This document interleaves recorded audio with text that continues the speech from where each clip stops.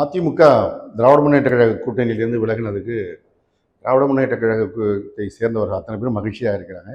யாரும் வருத்தப்படல. அதனால் யாரும் இதில் ஒன்றும் பெரிய விமர்சனம் இல்லை அப்படின்னு தான் கடந்து போயிட்டுருவோம். ஆனால் மதிமுக தரப்பிலிருந்து சில விமர்சனங்கள் வைக்கும்போது நாம் பதில் சொல்ல வேண்டிய இடத்துல இருக்கிறோம்.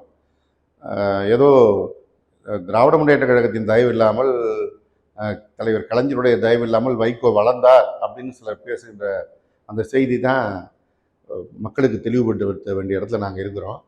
வைகோவோட வரலாறு தெரியாமல் இன்றைக்கி மதிமுகவில் இருக்கிற சிலர் பேசலாம். ஆனால் திராவிட முன்னேற்ற கழகத்தில் இருக்க அத்தனை பேரும் வைகோவோட வரலாறு தெரிந்தவர்கள். வைகோ நாடாளுமன்றத்தில் போய் கட்சித்த பிறகுதான் வைகோ என்ற அடையாளம் கிடைத்தது. அந்த நாடாளுமன்றத்திற்கு அனுப்பியது யார் அப்படின்னா எங்கள் தலைவர் முத்தமிழறிஞர் கலைஞர் தான்.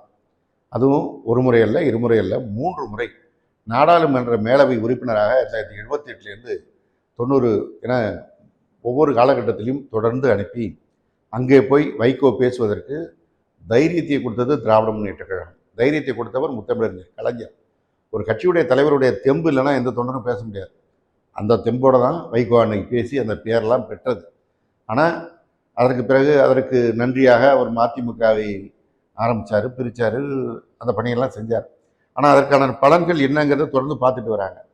திருப்பி அதுக்கு பிறகு அவர் அதிமுக கூட்டணியில் போட்டிட்டு, பாஜக கூட்டணியிலே போட்டிட்டு சிவகாசி தொகுதியில் வெற்றி வாய்ப்பு இழந்ததற்கு எல்லோருக்கும் தெரியும்.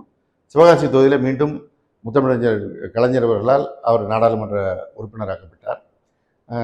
இப்போ 2019 மீண்டும் எங்களுடைய கழகத் தலைவர் மாண்புமிகு தளபதி அவர்களால் அவர் மேலவை உறுப்பினராக மீண்டும் அனுப்பப்பட்டார். எனவே 4 முறை திராவிட முன்னேற்ற கழகம் எந்த சிறு சங்கடமும் தேர்தல் சிரமமும் இல்லாமல் அவரை நாடாளுமன்றத்தின் மேலவை உறுப்பினராக ஆக்கி அழகு பார்த்தது. இந்த பதவியெல்லாம் திராவிட முன்னேற்ற கழகத்தின் தயவுல தான் வைகோவுக்கு வந்தது.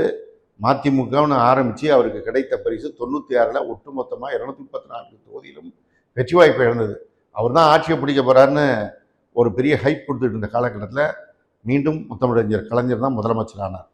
எனவே வைகோவோட வரலாற்றை பேசுறதுக்கு முன்னாடி திராவிட முன்னேற்ற கழகத்துக்காரங்க இதெல்லாம் தெரியும்னு நினச்சிட்டு பேசணும்.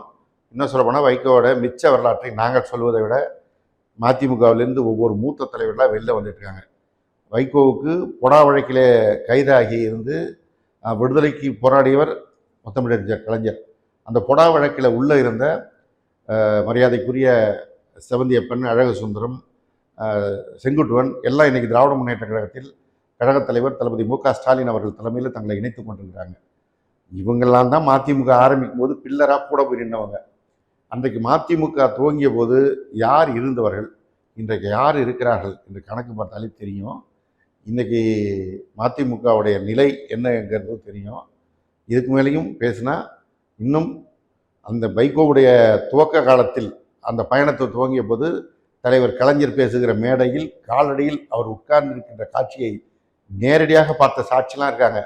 அவங்கெல்லாம் பேச ஆரம்பித்தாங்கன்னா மதிமுகவுடைய மொத்த வரலாறும் முடிஞ்சிடும். அதனால் மதிமுகவை சேர்ந்தவர்களுக்கு அன்போடு சொல்லிக் கொள்கிறோம், போயிட்டு விஜய் படத்தை பார்த்துட்டு விசிலடிங்க, மகிழ்ச்சியாக இருங்க, வைபாகுங்க.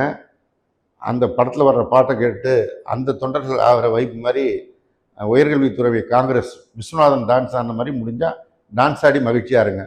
தேவையில்லாமல் திமுக மேலே விமர்சனம் பண்ணுறதை நிறுத்திங்க.